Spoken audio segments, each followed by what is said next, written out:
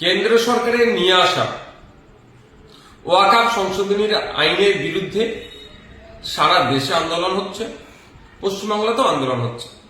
পশ্চিমবাংলায় আন্দোলন করতে গিয়ে দেখলাম দু একটি অপ্রীতিকর ঘটনা ঘটে গিয়েছে, যেটা কাঙ্ক্ষিত না, এটা মোটেও কাম্য নয়। আমার অনুরোধ সকলের কাছে যে শান্তিপূর্ণ আন্দোলন করুন। শান্তিপূর্ণ আন্দোলন এবং কোর্টের মামলা এই দুটোই এই অসাংবিধানিক কেন্দ্রীয় সরকারের নিয়ে আসা বিল প্রত্যাহার করতে পারে। সুতরাং আন্দোলনে যদি কোন রকম হিংসা চলে আসে প্রত্যক্ষভাবে বা পরোক্ষভাবে, তাহলে কিন্তু এই আন্দোলনের গতিপথ রুদ্ধ হবে এবং সাথে সাথে ওই ওয়াকফ সংশোধনী আইন প্রত্যাহারের ক্ষেত্রেও লড়াই যেটা হচ্ছে গণতান্ত্রিক প্রক্রিয়ায়, সেটা দুর্বল হবে। আমাদের মাথায় রাখতে হবে, আমাদের আন্দোলনটা দীর্ঘমেয়াদী করতে হবে। আমাদের আন্দোলনটা সুনির্দিষ্ট ওয়েতে রাস্তাতে নিয়ে যেতে হবে এবং সম্পূর্ণ শান্তিপূর্ণ। বিভিন্ন পন্থা অবলম্বন করতে হবে শান্তিপূর্ণ আন্দোলনের জন্য। আমাদেরকে নজর রাখতে হবে। অনেক ক্ষেত্রে দেখা গিয়েছে, বিগত দিনের অভিজ্ঞতা থেকে আমরা বলছি, সে সিএনআরসি সময় থেকে আর এই মুর্শিদাবাদের ঘটনা পর্যন্ত, যে হয় কোনো ক্ষেত্রে মিছিলের মধ্যে ঢুকে আন্দোলনকারী সেজে আন্দোলনকে বিপদে পরিচালনা করার জন্য হিংসা ছড়ানোর চেষ্টা হয়েছে। সেইগুলোকে আমাদেরকে প্রতিহত করতে হবে ঠান্ডা মাথায়। সেগুলোকে যারা মিছিলের মধ্যে ঢুকে মিছিলকে বন্ধ করার চেষ্টা করছে, তাদের এই ঘটনাকে ভিডিওগ্রাফি করে পুলিশের হাতে তাদেরকে তুলে দেওয়া। দ্বিতীয়ত আর একটা প্ররোচনা চলে, সেটা হচ্ছে কি, মিছিল যাচ্ছে বা মিটিং হচ্ছে, দূর থেকে কোনো কমেন্ট পাস করা বা ইট ছুড়ে দেওয়া। এরপরে কি হয়, যারা মিছিলে আছেন স্বাভাবিক এটা হবেই, রিয়াক্ট করে। এই রিয়াক্ট থেকে হিংসা ছড়িয়ে দুই পক্ষের বচসা হবে, হিংসা ছড়িয়ে যাবে। তাহলে এইটা তো আন্দোলনের গতি রুদ্ধ হবে। সুতরাং যদি এই ধরনের ঘটনা ঘটে, ধুলিয়ানে যে ঘটনা ঘটেছে শুনলাম এই ধরনেরই ইট ছুড়াকে কেন্দ্র করে হয়েছে, এখন বিশাল ভাবে ফেলা হবে, মিডিয়া দেখাচ্ছেন অনেক রকম ভাবে, কিন্তু মানুষ তো ক্ষতিগ্রস্ত হয়ে যাচ্ছে। আমাদেরকে মাথায় রাখতে হবে। তো এই ধরনের ঘটনার যদি আমরা সম্মুখীন হই, যারা আন্দোলন করছেন, তাদের কাজ কি হবে, যে টোটাল মিছিল মিটিং বা যা হচ্ছেন আপনারা নির্দিষ্ট লোক রেখে ভিডিওগ্রাফি করুন। এই ধরনের ঘটনা হলে সে ভিডিওগ্রাফিতে আসবে, সেই ফুটেজটা নিয়ে ওখানে পুলিশ নিশ্চিতভাবে থাকবে। ইন্টিমেশন যে প্রোগ্রাম আপনারা করবেন, যে তাদের কাছে তুলে দিও, যে বিরুদ্ধে আইনত ব্যবস্থা নিয়ে, এবং তদারকি করা পুলিশ আইনত ব্যবস্থা নিচ্ছে কি নিচ্ছে না, এটা মাথায় রাখবে। আর একটা জিনিস বলছি, আমি হিন্দু মুসলিম উভয় সম্প্রদায়ের মানুষের কাছে বলছি, এই ওয়াকফের লড়াইটা কোনো ধর্মীয় লড়াই নয়। আমি মনে করি বা আমাদের পার্টি মনে করে এটা আর্থসামাজিক লড়াই একটা, এটা দেশে সংবিধানকে বাঁচানোর একটা লড়াই। এর সংবিধানের আজকে মৌলিক অধিকারের উপরে আঘাত দিচ্ছে বিজেপি সরকার। আগামী দিনে এই জমি হাঙড়, এরা ভালো কিছু প্রপার্টি দেখেছে ওয়াকফের, সেগুলো এরা নিয়ে পুঁজিপতিদের হাতে তুলে দিতে চাইছে। আজকে ওয়াকফের নিয়েছে, গতকালকে জঙ্গলের অধিকার আদিবাসী ভাইদের কাছ থেকে কেড়েছে, আগামী দিন জৈন খ্রিস্টান থেকে শুরু করে দেবত্ব সম্পত্তির প্রাইম প্রপার্টি গুলো এরা নেবে না কেড়ে, এইরকম ভাবে এটা বলা মুশকিল। এটা জমি রক্ষার লড়াই হচ্ছে। সুতরাং এই লড়াইটা হিন্দু মুসলমানের লড়াই নয়। কেউ যদি এটা হিন্দু মুসলমানের লড়াই বানিয়ে দিতে চায়, হিন্দু মুসলমান নির্বিশেষে তাদেরকে এর বিরোধিতা করতে হবে। আমাদের মাথায় রাখতে হবে, আমাদের সামনে ডকুমেন্টস আছে, পার্লামেন্টের দুটো কক্ষে এই ওয়াকফ সংশোধনী আইনের বিরুদ্ধে যারা ভোট দিয়েছিলেন, যারা যে সমস্ত এমপিরা ভোট দিয়েছিলেন, সেই এমপি গুলোর মধ্যে হেভি অংশের এমপি অমুসলিম, পাঞ্জাবি থেকে শিখ সম্প্রদায়ের আছেন, খ্রিস্টান আছেন, মুসলমান আছেন, হিন্দু ভাইরা আছেন। সবাই মিলে ঐক্যবদ্ধভাবে এই বিল যাতে আটকানো যায়, সেই জন্য ডিবেটে পার্লামেন্টে দুটো কক্ষে অংশগ্রহণ করেছিলেন, তথ্য ভিত্তিক বক্তব্য দিয়েছিলেন। ওই বক্তব্য আমরা অনেকে শেয়ার করেছি।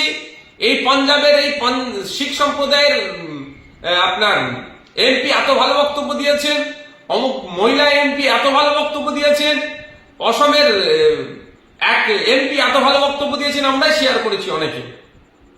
সুতরাং এটা একটা পরিষ্কার যে এই লড়াইটা বিজেপির নিয়ে আসা আইনের বিরুদ্ধে লড়াই। এই লড়াইটা না হিন্দুর বিপক্ষে না মুসলমানের বিপক্ষে এই ধরনের কোনো নয়। সুতরাং আমরা যারা এই লড়াই এই বিলের বিরোধিতা করছি, এই বিরোধিতা আমাদেরকে মাথায় রাখা দরকার। আমাদের শব্দ চয়ন, আমাদের বক্তব্য সেই ধরনের হওয়া দরকার যে আমাদের যেন নির্দিষ্ট লক্ষ্য যেন আমাদের থাকে, লক্ষ্যভ্রষ্ট না হয়ে যায়। আমাদের লক্ষ্য হওয়া দরকার বিজেপি নিয়ে আসা এই বিলের বিরোধিতা করা। আর একটা জিনিস, সুপ্রিম কোর্টে মামলা 16 তারিখে ফার্স্ট হিয়ারিং আছে। 16 তারিখে যে হিয়ারিং হবে, আমার কথা যদি অসত্য হয় আপনারাও দেখে নেবেন। যে সমস্ত অ্যাডভোকেটরা দাঁড়াবেন, আইনজীবীরা যারা এই মামলার মানে আমরা যারা মামলা করেছি আমাদের পক্ষ নিয়ে যারা দাঁড়াবেন, তাদের মধ্যে হেভি অংশের আইনজীবী কিন্তু মুসলিম সম্প্রদায়ের নয়। আর যে হিন্দু ভাইদেরকে বিজেপি ভুল বুঝিয়ে এই ওয়াকফ নিয়ে হিন্দু মুসলমানের মধ্যে বিভেদ তৈরি করার চেষ্টা করছে, সেই হিন্দু ভাইদেরকে বলছি, পার্লামেন্টে যারা এই ওয়াকফ আইনের বিরুদ্ধে তখন বিল ছিল, বিলের বিরুদ্ধে ভোট দিয়েছিলেন, তারা সবাই কিন্তু মুসলিম সম্প্রদায় নয়, তারা অনেকে হিন্দু সম্প্রদায়ের, বেশি হচ্ছে হিন্দু সম্প্রদায়। তাহলে তারা ভোট কেন দিয়েছে? এটা মুসলমানদের শুধু সমস্যা নয়, এটা দেশের একটা জ্বলন্ত সমস্যা। সংবিধানকে এরা মিটিয়ে দিতে চাইছে, সংবিধানকে রক্ষা করতে হবে, এই জন্য তারা ভোটটা দিয়েছে। ঠিক একইভাবে সুপ্রিম কোর্টে যে সমস্ত আইনজীবীরা লড়াই করবেন, 16 তারিখ থেকে শুরু হবে লড়াই, মানে হিয়ারিং শুরু হবে, তারা শুধুমাত্র মুসলিম সম্প্রদায়ের নয়, তারা হিন্দু সম্প্রদায়েরও আছেন, বিভিন্ন সম্প্রদায়ের থাকবেন তারা। তাহলে এটা আমাদের মাথায় রাখতে হবে। এই লড়াইটা আমাদের সংবিধান বাঁচানোর লড়াই। এই লড়াইটা ওয়াকফ শুধুমাত্র ওয়াকফ সম্পত্তি বাঁচানোর লড়াই নয়। আগামী দিনে দেবত্ব সম্পত্তিতে এরা হাত দেবে না, কেউ গ্যারান্টি নিয়ে বলতে পারেনি। আগামী দিনে এরা শিখ সম্প্রদায়ের যে গুরুদুয়ারা থেকে শুরু করে যে সমস্ত প্রপার্টিজ গুলো আছে, রিলিজিয়াস এন্ডোমেন্টস গুলো আছে, সেগুলোতে হাত দেবে না, কেউ দায়িত্ব নিয়ে বলতে পারবে না। তো সুতরাং বৌদ্ধদের সম্পত্তিতে হাত দেবে না, খ্রিস্টানদের সম্পত্তিতে হাত দেবে না, কেউ দায়িত্ব নিয়ে বলতে পারবে। তো সুতরাং এদের যে আগ্রাসী মনোভাব, জমি মাফিয়া, মানে জমি যে লুট করতে চাইছে এরা, এটা বন্ধ করতে হবে। সেই জন্য আমাদের সকলকে ঐক্যবদ্ধ হয়ে এই লড়াইয়ে সামিল হতে হবে। এই লড়াইয়ে সামিল হয়ে বিজেপির এই নিয়ে আসা বিলের বিরোধিতা করতে হবে। আমরা কোনো মতেই এই লড়াইকে, এই আন্দোলনকে শুধুমাত্র একটা সম্প্রদায়ের আন্দোলন বলে দেগে যেমন দেব না, শুধুমাত্র একটা সম্প্রদায়ের মানুষই আন্দোলন শুধু করবে এটা বলো কাউকে আমরা এই আন্দোলন যারা করতে চাই তাদেরকে নিরুৎসাহী করব না। এই আন্দোলনটা সর্বসম্প্রদায়ের মানুষ, সর্বধর্মের মানুষ মিলে আন্দোলন করতে হবে এবং সকলে ঐক্যবদ্ধ থাকলে বিজেপি সরকার দ্রুত এই আইনকে প্রত্যাহার করতে বাধ্য হবে। কৃষি বিল নিয়ে সরকার পিছু হেঁটেছিল কেন?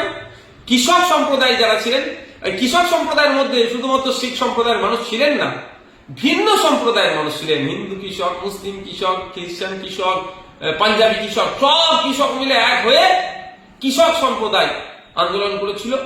এমন আন্দোলন করেছে, শান্তিপূর্ণ আন্দোলন, সেটা বাধ্য হয়েছে কেন্দ্র সরকার পিছু হাঁটতে। তাই আমাদেরকেও সজাগ সতর্ক থাকতে হবে। কিছু কুচক্রীদের ফাঁদে আমরা পা দেব না। কিছু রাজনৈতিক কারবারিরা আছে যারা লাশের উপরে রাজনীতি করতে চায়, যারা হিংসাকে সামনে রেখে, বিভাজনকে সামনে রেখে কেউ ক্ষমতায় টিকে থাকতে চায়, তো কেউ ক্ষমতায় আসতে চায়, তাদের ফাঁদে আমরা পা দেব না। আমরা প্রতিবেশী, আমাদের সহনাগরিকের যে ভাবে আমরা সহাবস্থান আমাদের ছিল, সেটা আছে, থাকবে। এটা মাথায় রেখে কিভাবে আমার প্রতিবেশী নাগরিককে এই আইনের কুফলটা কি আছে সেটা বুঝাতে হবে, আপনাকে বুঝিয়ে তাকেও এই আন্দোলনে সামিল করার দায়িত্ব আপনাকে নিতে হবে। আর প্রতিবেশী ভিন্ন সম্প্রদায়ের মানুষ যদি ভুল বুঝে, তাকেও সঠিকটা বোঝাতে হবে। তাকে বিজেপি বা আরো সেই সমস্ত রাজনৈতিক দলগুলো আছে ভুল পথে পরিচালিত করার চেষ্টা করলে সেটা করতে দেওয়া যাবে না। পরিশেষে আবারও বলছি, একটা কথা, কারো যদি খারাপ লাগে আমাকে ক্ষমা নজরে দেখবেন, যে নেতৃত্বহীন কোন আন্দোলনে আপনারা যাওয়া থেকে 5 বার ভাববেন। কারণ যে কোনো আন্দোলনে, গণতান্ত্রিক প্রক্রিয়া আন্দোলন যেখানেই হয় সেখানেই আমার সমর্থন থাকে। কারণ এখন একটা সময় চলছে, বিজেপি তৃণমূলের করুণ অবস্থা চলছে। তো বিজেপি বিভাজনের রাজনীতি করে ক্ষমতায় টিকে থাকতে চাইছে, আর তৃণমূল, এই তৃণমূল সরকারের আমলে যে 26,000 চাকরি বাতিল হয়েছে, যোগ্যরা অনেক বাতিল হয়ে গেছে, তার থেকে পরিত্রাণ পাবো কি করে? তার জন্য সে বিভিন্ন রাস্তা খুঁজছে। সুতরাং সজাগ সতর্ক থাকবেন, প্ররোচনায় পা দেওয়ার দরকার নেই। ওয়াকফ সংশোধনী আইনের বিরুদ্ধে গণতান্ত্রিক প্রক্রিয়াটি আমাদেরকে দীর্ঘমেয়াদী আন্দোলন সংগঠিত করতে হবে।